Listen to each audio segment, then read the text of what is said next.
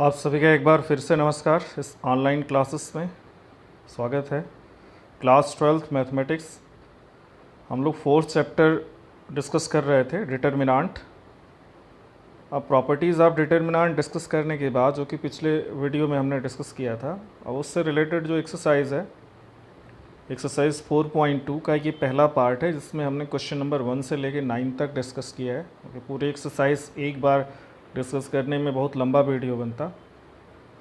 अब 1 by 1 questions हम discuss करते जा रहे हैं। अब देखिए, ये प्रॉपर्टीज़ ऑफ डिटर्मिनेंट एक इम्पॉर्टेंट एक्सरसाइज है और टॉपिक भी है, ठीक है। अगर हम बिना प्रॉपर्टी के यूज़ करते हुए क्वेश्चंस को बनाएंगे तो शायद वो असंभव हो बनाना, क्योंकि बहुत सारे फैक्टर्स हमको लाने पड़ते हैं जो कि सिंपली एक्सपेंशन से नहीं बनते हैं।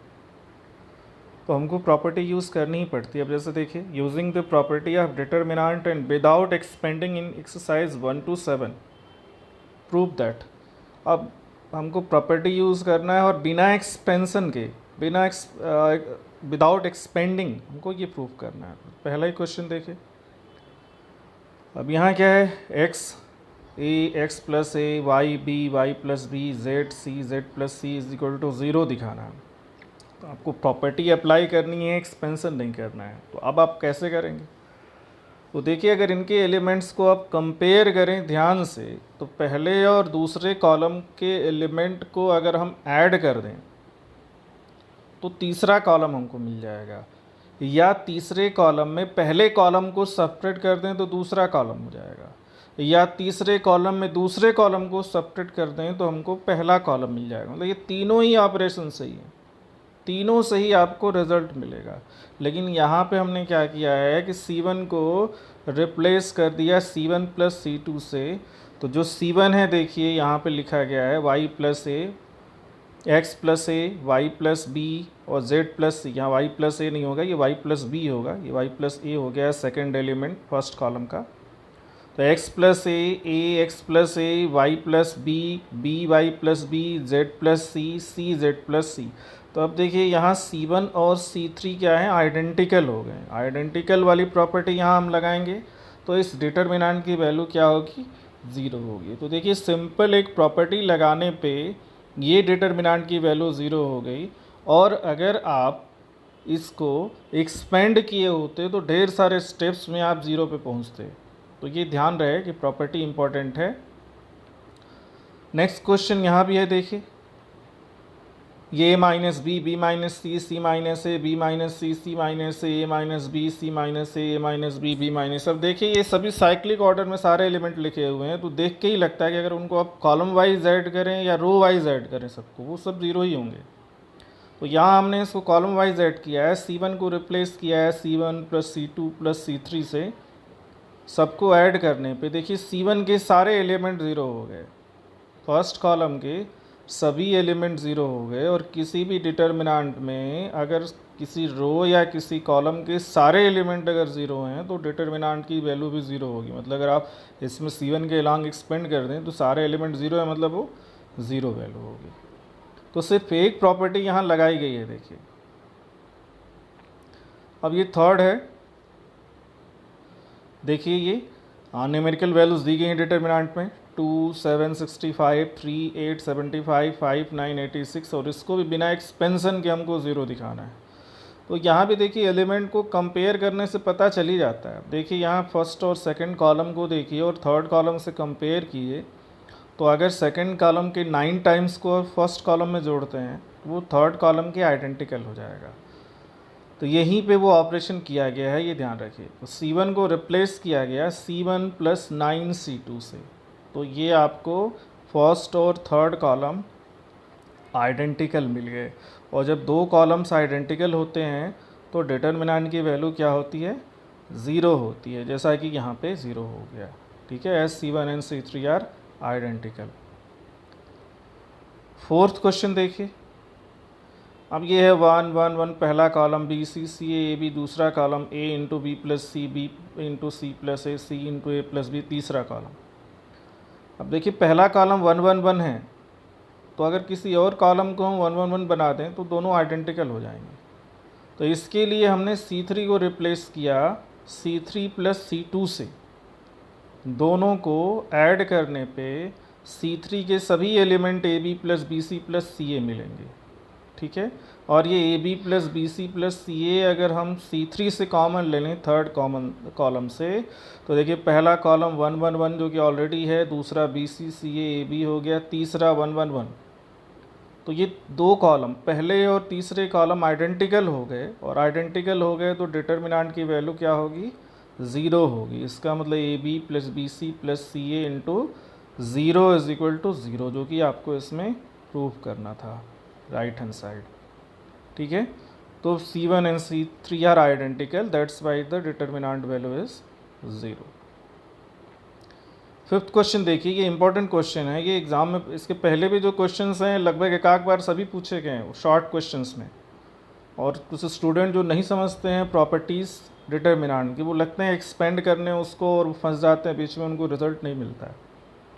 अब देखिए ये हर एक एलिमेंट जो है इसमें 2 एलिमेंट का सम है, तो अगर इसको आप तोड़ेंगे तो बहुत ज़्यादा 6 से ज़्यादा या 6 डिटर्मिनेंट बनेंगे, लेकिन इसमें हम प्रॉपर्टी लगाएं तो ईजिली इसको हम प्रूफ कर सकते हैं। अब लेफ्ट हैंड साइड लिया गया इसमें और R1 को रिप्लेस किया गया R1 plus R2 plus R3 से, तो हमको मिल गया, देखिए सभी 2 टाइम मिलेंगे, 2A plus 2B plus 2, R1 में सभी जितने हैं टर्म्स वो 2 टाइम हो जाएंगे, तो 2 कॉमन लेने पे ये 2A plus B plus C, 2P plus Q plus R, 2X plus Y plus Z, ये R1 हो गया, और R2 और R3 एज इट इज़ हैं बिकॉज R1 को सिर्फ रिप्लेस किया गया है।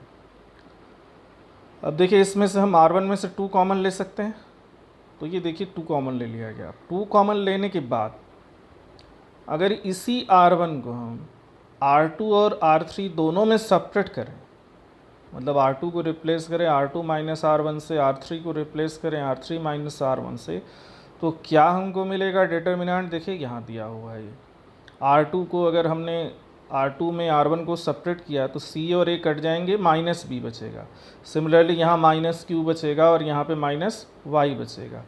R3 में जब हम सब्ट्रैक्ट करेंगे तो माइनस C माइनस R और माइनस Z बचेगा, ठीक है।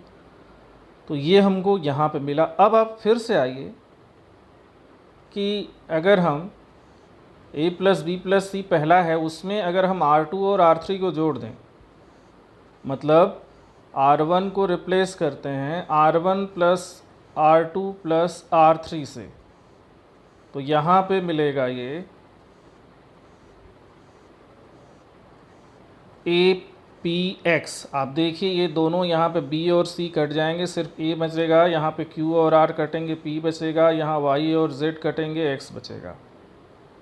तो ये हो गया। देखिए अब इसमें से अगर हम सेकेंड और थर्ड रो से -1 कॉमन ले लें, तो देखिए 2 इंटू -1 इंटू -1, अब ये APX BQY और CRZ हो गया जो कि राइट हैंड साइड है। तो ये 2 टाइम्स APX BQR CRZ जो कि राइट हैंड साइड है, तो ये प्रूफ हो रहा है यहाँ पे, जो कि रिक्वायर्ड रिजल्ट है। कम से कम 3-4 बार यहाँ पे ट्रांसफॉर्मेशन करना पड़ा है। तो सब चीज़ों को ध्यान से देखिए, और आप जब प्रैक्टिस करेंगे तब ये सब चीज़ें क्लियर होंगी। इतनी आसानी से नहीं आता है, सोचना पड़ता है कि कौन सी प्रॉपर्टी क्या ट्रांसफॉर्मेशन करना है आपको, ठीक है। तो वो सब आपको स्टेप्स वाइज करना पड़ेगा। 6 क्वेश्चन देखिए। अब 0A minus B minus A 0 minus C B C 0, ये लेफ्ट हैंड साइड हमने लिया इसमें। अब अगर तीनों रोज से हम माइनस कॉमन ले लें, ठीक है, क्योंकि आप रो और कॉलम को यहाँ देखें तो एलिमेंट सेम है, साइन डिफरेंट है। तो तीनों रोज से जब हमने माइनस कॉमन लिया तो पहला रो हो गई 0 माइनस A B, दूसरी रो हो गई A 0 C, तीसरी रो हो गई माइनस B माइनस C 0, ठीक है। तो ये क्या आ जाएगा, माइनस आ जाएगा, -3 टाइम है तो माइनस, तो ये माइनस मतलब this determinant is equal to minus of the second determinant, जो कि माइनस कॉमन लेने पे बना है। और ये माइनस कॉमन लेने पे बना है, ये क्या है, वो ट्रांसपोज है पहले वाले का। आप ध्यान से देखें कि 0A माइनस B जो फर्स्ट रो है उसको फर्स्ट कॉलम में चेंज करेंगे तो वो 0A माइनस B हो जाएगा।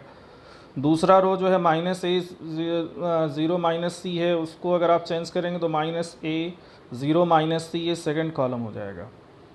B C थर्ड 0 है तो B C 0 हो गया। अब ये क्या हो गया, ट्रांसपोज हो गया, तो हमको मिल गया determinant of a is equal to minus time determinant of a transpose. But from property 1 we know that determinant of A is equal to determinant of A transpose. तो A ट्रांसपोज के determinant को भी हमने A के determinant से replace कर दिया. तो ये आ गया 2 times determinant of A that is equal to 0. तो determinant of A is equal to 0, ये हो गया या इसका रिजल्ट जो कि हमको प्रूव करना था राइट हैंड साइड. तो 7th क्वेश्चन देखिए आप, minus a square a b a c b a minus b square b c c a c b minus c square, ये प्रूव करना है 4a square b square c square. Left hand side ले लिया गया. Left hand side को आप ध्यान से देखिए, तो इसमें बहुत सारी चीज़ें तो ऐसे ही कॉमन, जैसे R1 से हमने A कॉमन ले लिया, R2 से B कॉमन ले लिया, R3 से C कॉमन ले लिया, तो A B C बाहर ऐसे ही हो गया. अब जब R1 से A कॉमन लिया तो बचेगा क्या R1 में, तो minus A B C. R2 में क्या बचेगा, B कॉमन लिया तो A माइनस B और C. R3 में क्या बचेगा, तो A B माइनस C बचेगा. अब इसमें फिर देखिए, तो C1 से हम A कॉमन ले सकते हैं, C2 से B कॉमन ले सकते हैं, C3 से C कॉमन ले सकते हैं. तो ये देखिए 2 बार कॉमन हो गया A B C. अब क्या बचा ये, तो R1 में -1 1 1, R2 में 1 -1 1, R3 में 1 1 और -1 हो गया. अब देखिए सारे एलिमेंट यहाँ पे 1 हो गए, तो इसमें हम किसी 2 को 0 बना दें. तो जैसे R1 को हम रिप्लेस कर दे रहे हैं R1 प्लस R2 से, ये देखिए रिप्लेस हो गया. तो R1 प्लस R2 को R1 प्लस R2 से रिप्लेस करेंगे तो पहला 0 हो जाएगा, दूसरा 0 हो जाएगा, तीसरा 2 आ जाएगा. अब R1 के एलांग हम एक्सपेंड कर देते हैं. तो expanding along R1 we get A square B square C square, जो पहले से मिला है 2 टाइम, पहले दूसरे एलिमेंट 0 हैं तो 2 टाइम 1 प्लस 1 हो जाएगा. तो that is 4A square B square C square, जो कि प्रूफ करना है. ठीक है. अब देखिए ये 8th क्वेश्चन है, by using properties of determinant in exercise 8 to 14 तक सभी क्वेश्चन में हमको प्रूफ करना है by using the property. Show that पहला है 1a square 1b b square 1c c square that is a minus b b minus c c minus a. अब देखिए जहाँ 1 1 1 एलिमेंट होते हैं, ये हमने आपको ट्रांसफॉर्मेशन में बताया था कि इसमें अगर हम मैक्सिमम एलिमेंट को 0 बना दो एक्सपेंशन आसान हो जाता है. तो जैसे हम R2 और R3 में जो 1 है पहले एलिमेंट, उनको 0 बना दें, तो ट्रांसफॉर्मेशन क्या होगा, R2 को रिप्लेस किया R2 माइनस R1 से और R3 को रिप्लेस किया R3 माइनस R1 से. तो वी गेट, अब देखिए ये 0 हो जाएगा, ये B माइनस ए हो जाएगा, ये B square minus a square हो जाएगा, 0 है, C माइनस ए हो गया, C square minus a square हो गया. और इसको फिर फैक्टराइज भी किया गया, देखिए राइट साइड में. तो पहली रो चेंज नहीं है, वो एज इट इज़ है 1a स्क्वायर, दूसरी हो गई 0 B minus A B plus A 0 C minus a C plus ए. अब R2 से B माइनस ए कॉमन हो जाएगा और R3 से C माइनस ए कॉमन हो जाएगा. और कॉमन लेने के बाद जो है वो यहाँ देखिए B minus a C minus ए ये कॉमन हो गया. तो जो बच रहा है पहला रो है 1a स्क्वायर, दूसरा 0 1 B प्लस ए, तीसरा 0 1 C प्लस ए. अब देखिए इसमें C1 के 2 एलिमेंट 0 हैं, तो C1 के एलांग एक्सपेंड करना आसान है यहाँ. तो now expanding along C1 we get B minus a C minus a already factor है 1, जो कि पहला एलिमेंट है, बाकी जो 0 हैं. अब क्रॉस 2 का जो फर्स्ट रो और फर्स्ट कॉलम को छोड़ेंगे तो 1 इंटू C प्लस ए हो गया माइनस B प्लस ए इंटू 1, तो माइनस B प्लस ए हो गया. और अब इसको सॉल्व करने पे देखिए ये आया B minus a C minus B. अब इसको ऑर्डर में लिखने के लिए B माइनस ए से हम माइनस कॉमन ले लें तो A माइनस बी हो जाएगा, C माइनस बी से हम माइनस कॉमन ले लें तो ये B माइनस C हो जाएगा. तो माइनस माइनस वो प्लस हो जाएगा, लेकिन जो रिजल्ट है वो ऑर्डर में हो जाएगा A minus B minus C minus A, क्योंकि राइट हैंड साइड है. फिर है ये दूसरा पार्ट उसी का, देखिए उसी तरह का क्वेश्चन है, यहाँ थोड़ा सा अलग है, फैक्टर में A plus B plus C और आ गया है. क्योंकि इसकी डिग्री भी बढ़ गई है। आप देखिए जितने डिग्री आप देखेंगे डायगनली देखिए, तो डायगनली देखेंगे मल्टीप्लाई करेंगे तो 1 into B into c square C Q, तो टोटल डिग्री इसकी 4 हो जाएगी। ये तरीका भी होता है हायर क्लासेस में, अगर आप मैथमेटिक्स पढ़ेंगे तो पता चल जाएगा कि आपको उसको कितने लीनियर फैक्टर होंगे, कितने क्वाड्रेटिक फैक्टर होते हैं। तो यहाँ 4 डिग्री मिल रही है, इसका मतलब, और वेरिएबल कितने हैं यहाँ पे, 3 वेरिएबल हैं ए बी सी। तो 4 फैक्टर मिलने का मतलब कि 3 वेरिएबल हैं, तो ये चारों लीनियर फैक्टर ही होंगे। अब लीनियर फैक्टर के लिए अब आगे चलिए वही प्रोसेस अप्लाई करते हैं, 2 0 बनाते हैं, आसान है सब। तो अब C2 को C2 माइनस C1 से रिप्लेस कर देंगे, C3 को C3 माइनस C1 से रिप्लेस कर देंगे, तो फर्स्ट रो के 2 एलिमेंट 0 हो गए। अब दूसरे रो में भी क्या हो जाएगा, वो b minus a c minus a b cube minus a cube c cube minus a cube. अब यहाँ भी फैक्टर करेंगे जो क्यूब वाले टर्म है, देखिए यहाँ क्यूब वाले टर्म को फैक्टर किया गया। तो यहाँ से सेकंड कॉलम से b माइनस ए कॉमन हो जाएगा और थर्ड कॉलम से c माइनस ए कॉमन हो जाएगा, जो कि यहाँ पे कॉमन लिया गया है देखिए। और जो बचा first row 1 0 0, second row a 1 1, third row a cube b square plus a b plus a square c square plus a b plus a square. अब इसको हम R1 के लांग एक्सपेंड कर देते हैं, देखिए R1 के लांग एक्सपेंड किया तो सिर्फ एक ही एलिमेंट है 1, तो ये 1 into c square plus a square c square plus c a plus a square, और minus 1 into b square minus a b minus a square हो जाएगा ये। तो देखिए ये ए स्क्वायर कट गया, पहले 2 फैक्टर ही हैं, दूसरा जो हमने डिटर्मिनेंट को एवेलुएट किया उसकी value c square plus c a minus b square minus a b आ गया। फिर c square minus b square को एक साथ लेके उसको फैक्टराइज किया गया, c minus b c plus b, और c a minus a B से ए कॉमन लिया तो सी माइनस बी आ गया। अब देखिए सी माइनस बी पूरे से कॉमन हो जाएगा, तो जो बाहर फैक्टर्स हैं वो b minus a c minus a c minus B होगा, और अंदर क्या बचेगा, तो c प्लस बी पहले से बच जाएगा, दूसरे से a बच जाएगा। तो जो रिज़ल्ट हमको चाहिए था वो मिल गया। अब यहाँ देखिए ऑर्डर में करने के लिए पहले से माइनस कॉमन ले लेंगे, तीसरे से मतलब b माइनस ए है तो a माइनस बी हो जाएगा, c माइनस बी है तो b माइनस सी हो जाएगा, दोनों से माइनस कॉमन लेने पे माइनस माइनस प्लस हो जाएगा। तो जो रिज़ल्ट है वो हमको यहाँ पे मिल गया है, ठीक है। तो ये सब बहुत सावधानी से करना पड़ता है और थोड़ा सा हमको देखना पड़ता है कि कैसे हम प्रॉपर्टीज़ को लगाएं। अब जैसे यहाँ देखिए, यहाँ भी लेफ्ट हैंड साइड हमने ले लिया। अब यहाँ का डायगोनली देखें आप, तो एक इसका पहले की डिग्री 1, दूसरे की 2, दूसरे की भी 2, तो ये 5 डिग्री का होगा, इसको एक्सपेंड करेंगे हम तो। और 3 लीनियर फैक्टर हैं, मतलब 3 वेरिएबल हैं, तो एक ये 3 तो लीनियर फैक्टर हो जाएंगे 3 वेरिएबल के अकॉर्डिंगली, और दूसरा जो होगा वो क्वाड्रेटिक इसका एक्सप्रेशन, मतलब 2 डिग्री का होगा टर्म। अब उसको कैसे करेंगे, तो देखिए यहाँ क्या इसमें सिमिलरिटीज़ या क्या चीज़ें हैं। तो देखिए थर्ड कॉलम अगर है, अगर वो सभी एलिमेंट एक्स वाई जेड हो जाए तो हम कॉमन ले सकते हैं। तो यही काम यहाँ हमको करना है कि पहले रो में हम x से मल्टीप्लाई करते हैं, दूसरे में y से, तीसरे में z से मल्टीप्लाई करते हैं, और जब मल्टीप्लाई करते हैं तो हम उसको डिवाइड भी करते हैं। देखिए ये बाहर डिवाइड किया गया। अब पहली रो क्या हो जाएगी, तो x square x cube x y z, दूसरी row y square y cube y z x, तीसरी row z square z cube z x y. अब जो थर्ड कॉलम है उसके तीनों एलिमेंट एक्स वाई जेड हो गए, तो अगर हम एक्स वाई जेड कॉमन ले लें तो ये x y z by x y z तो कट जाएगा। अंदर जो डिटर्मिनेंट मिलेगा वो x square x cube 1 y square y cube 1 z square z cube 1 आ गया। अब ये जो x y z by x y z 1 आ गया, तो फाइनली हमको ये मिला एक डिटर्मिनेंट। अब इसको थोड़ा सा सीक्वेंसी करने के लिए, मान लो पहले हमने सेकेंड और थर्ड कॉलम को इंटरचेंज किया तो एक माइनस बाहर आया, तो ये 1 1 1 जो है वो सेकेंड कॉलम में हो जाएगा, और x cube y cube z cube वो थर्ड कॉलम में हो जाएगा। फिर जो सेकेंड कॉलम आया है उसको फर्स्ट कॉलम के साथ हम एक्सचेंज कर रहे हैं, तो भी एक माइनस बाहर आएगा। तो अब ये 1 1 1 फर्स्ट कॉलम में आ गया, x square y square z square second column में आ गया, और ये माइनस माइनस मिलके प्लस हो गया। तो फाइनली ये जो राइट साइड में है ये डिटर्मिनेंट मिला।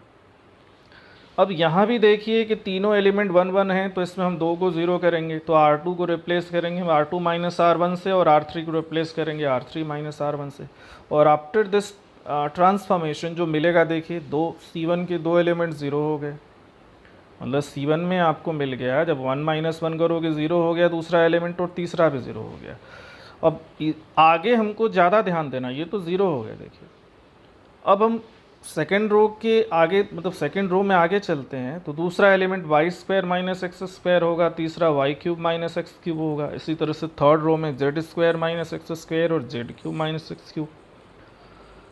फिर इनको फैक्टराइज करना होगा, तो देखिए ये फैक्टराइज किया गया है, ए स्क्वायर माइनस बी स्क्वायर और ए क्यूब माइनस बी क्यूब का फार्मूला ये लगाया गया है। अब जो सेकेंड रो है उससे y माइनस एक्स कॉमन होगा और जो थर्ड रो है उससे z माइनस एक्स कॉमन होगा, जो कि लिया गया है यहाँ कॉमन, आप देख सकते हैं। और बचे हुए एलिमेंट को एज इट इज़ डिटर्मिनेंट में लिख दिया गया है, ठीक है। फिर से अगर हम यहाँ ट्रांसफॉर्मेशन करें, क्या कर सकते हैं हम, R2 को R2 माइनस R3 कर सकते हैं, या R3 को R3 माइनस, दोनों में से किसी एक को करेंगे हम। जैसे यहाँ R2 को R2 माइनस R3 किया गया, तो जब इनको आप सब्ट्रैक्ट करोगे R2 में R3 को, तो पहला तो 0 है, वो 0 ही रहेगा। y plus x minus Z minus x, तो y माइनस जेड आ जाएगा वो। फिर यहाँ पे तीसरे एलिमेंट को जब सब्ट्रैक्ट करोगे तो देखिए जेड स्क्वायर, लास्ट में भी जेड स्क्वायर है, वो गलत है, वो एक्स स्क्वायर होगा, जेड स्क्वायर नहीं होगा। यहाँ भी जेड स्क्वायर ही चल रहा है, ये गलत है, सॉरी। ये जो मतलब लास्ट एलिमेंट हमने लिखा है z square plus z x plus z square, that is wrong. That is z square plus z x plus x square, हमने z cube minus x cube का फैक्टर किया है, ठीक है।